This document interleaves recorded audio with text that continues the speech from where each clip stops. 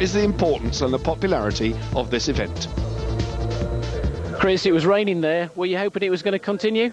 No, not really. Even though I did well at not killing the wet, it's never really much fun, and it's not really much fun to watch either. So no, it's good for everybody that's dried up. Sun's coming out again now. It should be good, I think. You've got a phenomenal amount of crowd support here at Cadwell Park. Just how much does that help you? Oh, definitely. I mean, I felt like I'd let him down after the first race. I tried everything I could to get past Neil, but he did a real good race. I made a single mistake up at Charlie's, and he managed to get past me on the straight because I lost the drive out of the turn, and he just kind of rode defensive for the rest of the race and did the business. And fair play to him for that. So hopefully I'll do a bit of what he did in the first race. I'll do in the second, all being well. Good luck. Thank you.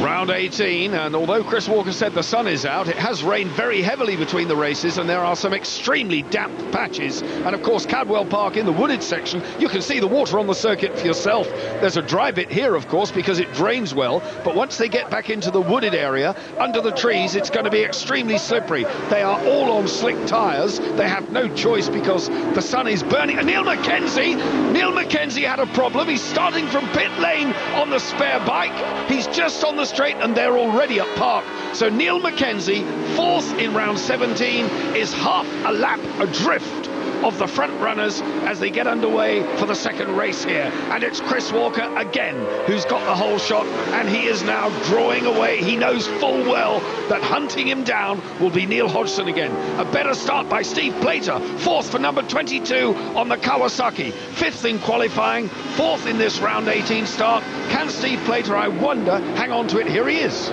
On board with Steve Plater off the start. Look at the spray coming off the wheels of James Hayden and John Reynolds as we approach Coppice Corner. Reynolds looked like he got boxed into me there on the left-hand side of the screen. But these conditions will play into the hands of this man, bike number 2, Chris Walker. When the conditions are dodgy, he revels in it. He loves it, and he's already opened up a slight gap over Neil Hodgson, I think, in second. Yeah, Neil Hodgson second, Hayden third and Plater fourth, and Reynolds not in the frame at this stage. I think Reynolds is struggling a bit. In fifth place, it's number 11, John Crawford, the teammate. There's John Reynolds, he's in sixth. John Reynolds then in sixth, and he's got really to build his confidence because he knows that the others are going to get away, and as Roger said, Chris Walker in particular will revel in these conditions. And just let's take a look. When we look at the damp patches, you can see them having to pussyfoot and thread their way through. Well, of course, the difficulty is that the riders have had to start on slick tyres, and those slick tyres don't get rid of any water when they go over the damp patches, so it does become very, very slippery indeed. Bit of heat from the sun, but under the trees, of course, there is no heat from the sun. You can see it's wet on the exit there. There's a dry line on Barn, and it's a very narrow dry line. Chris Walker, though, throwing caution to the wind, heeling the Suzuki over, driving on that new piece of tarmac surface. The whole area of Barn Corner has been levelled out, widened. The approach is tighter, but the exit is smoother, a greater runoff area. And those of you who watched that huge crash between Chris Walker and Neil Mackenzie 3 seasons ago will recall just how close the fence was to the exit of the corner. Now they've got somewhere to go if they get into trouble. Chris Walker has absolutely no intentions of getting into trouble. He knows what he has to do, put as much space between himself and Neil Hodgson as he can. Well, Neil Hodgson looks like he's got the conditions under control now, and he's started to attack and go after Chris Walker. He knows that he can't let Chris get away because the championship is between these two, and they battled in the earlier race today, and it looks like we're going to have a repetition of that in this race. But the circuit in fabulous condition. The circuit staff at Cadwell Park have all worked exceptionally hard to make sure that the circuit is in the condition that it's in, and to try and get the spectators in. And for those spectators that have not been able to get in today, we do apologise, but Hodgson nearly lost the back end there. That's a sign of just how slippery it is, Barry. I do think that he got on the white line there on the inside. Well, it's an altogether tricky circuit, and one young man who's spectating here today, James Toseland, who was the leading Honda championship runner until he broke his leg here a month ago at Cadwell Park testing. I just wonder if we'll see Toseland back on a bike before the end of the season. I hope so, because he was getting better and better and better on the SP1. And one man who is going quicker and quicker and quicker around here is James Hayden, chasing hard in third, holding off the challenge from Steve Plater, who is in a personal best position in fourth place. We've just had a note up here in the commentary box, in fact, that Neil Mackenzie's problem was that he fell off, he crashed in the wet on the warm-up lap and is actually out on his spare bike. Well, that could be the reason for Mackenzie. We notice his lap times are quite slow. He's out on the spare bike. probably got a little bit shaken by the fact that he came off on the warm-up lap. But Hodgson's right on the back of Chris Walker, and this is an identical copybook move to the one that he made on Walker in the earlier race today, and that was as a consequence of Chris making a mistake at Charlie's Bend and Neil Hodgson getting a much better drive. And those bikes are different. Hodgson's riding the Ducati, the V-twin, the big 996 Ducati on bike 4, and Chris Walker the 4-cylinder inline Suzuki 750cc. So those are the rules, but the characteristics of these bikes are completely different. And doesn't Chris Walker work it hard? Look, he moves all over the bike from right to left. He's hanging on it. He really wrings its neck at every opportunity. He knows full well now that what he cannot afford to do is let number 4 Neil Hodgson stretch a gap. There might be an opportunity in the closing stages because, and another big rear end loose job by Neil Hodgson when he came over the top there. Not the happiest of places for him in the woods here. Hayden is close. Steve Plater hanging on really, really well in 4th place, so we have a battle for 3rd, and this, the overtaking move, as Roger Burnett said, neatly by on the left-hand side, and to outdo Chris Walker on the brakes, believe you me, is no mean achievement. Hodgson then defending. He leads round 18. He won round 17. This will enhance his championship standings. He currently leads in the championship by the slim margin of 6 points, and he'll end up leading by 11 if he wins this one from Chris Walker. That's assuming Walker stays where he is. Reynolds is still nowhere in sight. At least he's not in the top 4, and that will be disappointing for John Reynolds.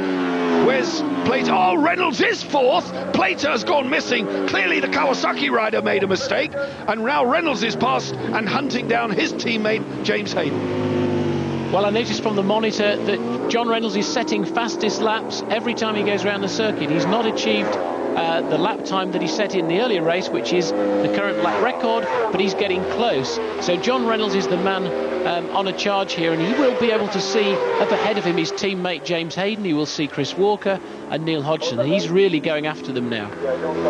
Well, there will be tail enders coming into play, as I said. It's simply a question of where they meet them. They would far prefer to catch them on the wide open sections. There you can see the top 5. Who's running in 6th should be John Crawford, number 11, I suspect. He's having a very good ride on the Suzuki, but the little gritty Scotsman would have preferred to have been going quicker earlier on in the season. I think it's taken him longer to adapt to the Superbike. Double 600cc champion John Crawford. Look how close Chris Walker is now in 2nd place.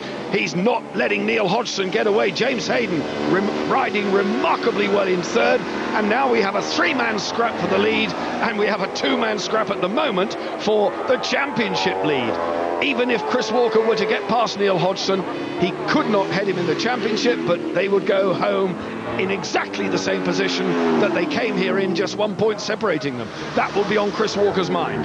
Out over the pit wall will be his board telling him exactly what he's got to do. He has never been as close as this. Is there going to be an opportunity? Down to Barn, onto the new tarmac, squirting out again. It's a wider dry line now, but it's just on the exit of the corner. They've got to stay off the white stuff, of course.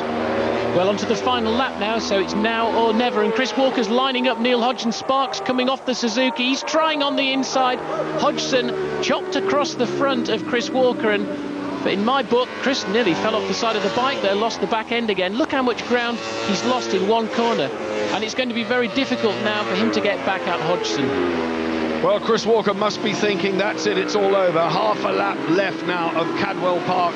It's going to be a double here for Neil Hodgson unless something goes dramatically wrong. The surface is almost 100% dry. This will suit the Ducati rider more and more and more. Similarly, John Reynolds now well placed in 4th, pushing on, but the gap now 3, 4, maybe 5 bike lengths as they go down into Mansfield, and there are tail enders, whether they will catch the back markers or not before the checkered flag. Oh, they're on them already. Hodgson is on them. It looks like Dave Redgate again, and Mackenzie's in there. That's Hodgson's teammate, number 7, Neil Mackenzie, is about to be lapped, but Hodgson is queuing behind him. He cannot afford to take his time. No, he can't. Walker's coming. Walker's on the inside. Got past Hodgson. He's on the inside, Chris Walker. Neil Hodgson fighting back, but it's Walker. Is Walker going to get through the other tail enders? He's got 2 ahead of him. He's got to squirt it away now towards the checkered flag. Moves over to make sure, and Walker has got it. What a sensational result. It's 1 race apiece, and the championship stays just 1 point separating these two. What an unbelievable result, and a good 3rd place by James Hayden. An abundance of mutual respect and affectionate patting there from the leading trio, and that is the confirmation. Reynolds indeed did get 4th from Plater, Emmett, Rutter and Young, the top 8. And what has that done to the championship? Well, as I say, there's only 1 point. 329 needs 328. It's the Hodgson-Walker Roadshow. Reynolds 27 points adrift of Walker in 3rd place, so he's got some work to do as we go to Mallory Park for the next 2 races. Shane Byrne enhanced his 14th place a little bit, and good luck to him for the future.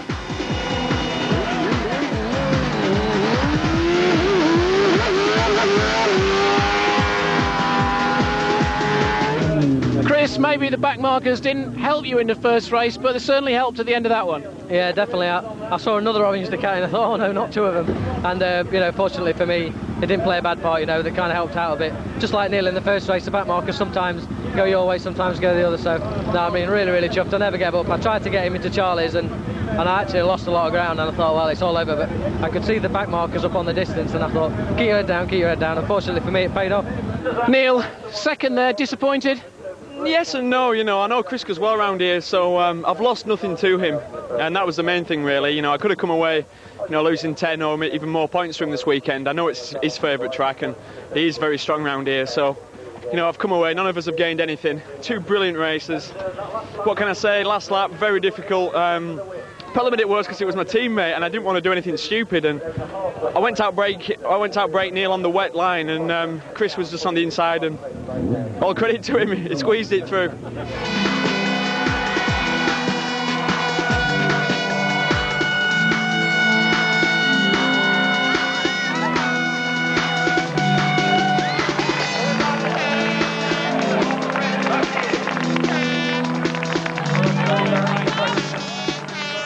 Well, after an unbelievable 2nd race here at Cadwell Park, it's honours even for Chris Walker and Neil Hodgson, with just that 1 point separating the pair in the championship. There are still 6 races remaining. The next 2 come from Mallory Park, so please join us then. But from all of us at Cadwell, where it's just started raining again, we've had a great day. Hope you enjoyed it too, and thanks for watching. Bye-bye.